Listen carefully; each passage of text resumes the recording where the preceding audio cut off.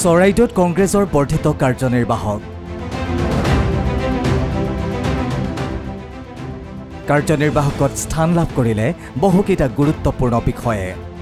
আগন্তুক পঞ্চায়ত নিৰ্বাচন সন্দৰ্ভতো আলোচনা স্বায়ত্তশাসিত পৰিষদৰ নিৰ্বাচনৰ বিষয়েও স্থান লাভ কৰিলে বৈঠকত কংগ্ৰেছৰ বৰ্ধিত কাৰ্যনিৰ্বাহক সভাত চৰাইদেউ জিলাত অনুষ্ঠিত বৰ্ধিত কাৰ্যনিৰ্বাহকৰ পূৰ্বে এনেদৰে মাংকৰিক অনুষ্ঠানত অংশ ললে বিৰোধী দলটোৰ নেতাসকলে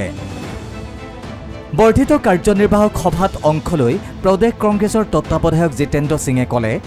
মুখ্যমন্ত্ৰী ডক্টৰ হিমন্ত বিশ্ব শৰ্মাৰ নেতৃত্বাধীন বিজেপি চৰকাৰৰ অপশাসন উফৰোৱাৰ ৰণকৌশল প্ৰস্তুত কৰা হ'ব বৰ্ধিত কাৰ্যনিৰ্বাহক সভাত प्रस्तुत करा होइसे कांग्रेसर भविष्यतर रूपरेखा। आज जो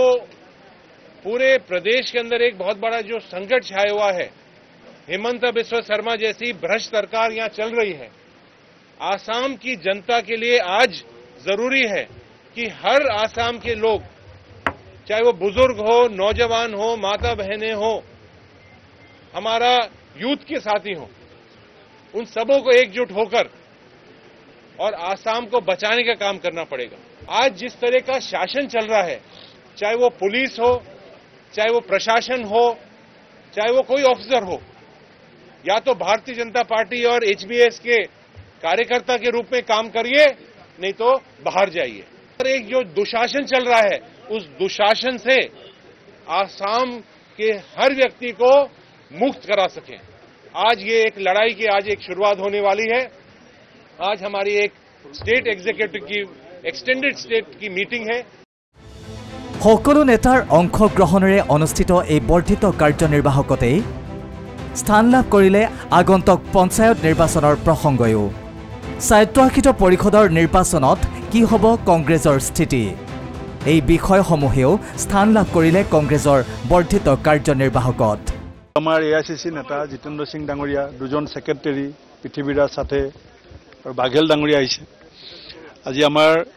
गोटे नेताসকলৰ दिहा परामर्श आमार 6টা प्रस्ताव আছে आमार 6গৰাকী নেতাক দায়িত্ব দিয়া আছিল পিএসসি কমিটিত তেখেতসকলে সেই প্ৰস্তাৱখিনি আজি সভাত অৱগত কৰিব আৰু সভাই সেইখিনি বিচাৰ বিমৰ্শ কৰি যোগ বিয়োগ কৰি আজি আমি গ্ৰহণ কৰিম আৰু পৰৱৰ্তী সময়ত 2026 তাৰ আগত পঞ্চায়ত নিৰ্বাচন আমাৰ যি কাউন্সিল বিলাকৰ ইলেকশ্যন আছে আৰু সাংগঠনিক বহু আমাৰ প্ৰত্যাহ্বান সন্মুখত আছে এই গুটেখিনিৰ কাৰণে আমি আজিৰ পৰা অপাৰেশনাল যিটো দিক বুলি কয় আজিৰ পৰা আমি হাতে কামে কাম কৰিবৰ কাৰণে এটা সিদ্ধান্ত ল'বৰ কাৰণে এটা সুযোগ পাইছো এই সভাত অংশ লৈ বিৰোধী দলটোৰ নেতৃত্বই লগতে ক'লে কংগ্ৰেছ মাথো এটা দল নহয় এটা পৰিয়াল হেহে বিজেপিৰ আগ্ৰাসন ৰোধ কৰাৰ স্বাৰ্থতে দলত্যাগী সকলো নেতাক পুনৰ ঘূৰি অহাৰ আহ্বান জনালে কংগ্ৰেছ নেতৃত্বই ব্যুৰো ৰিপোৰ্ট প্ৰথম খবৰ।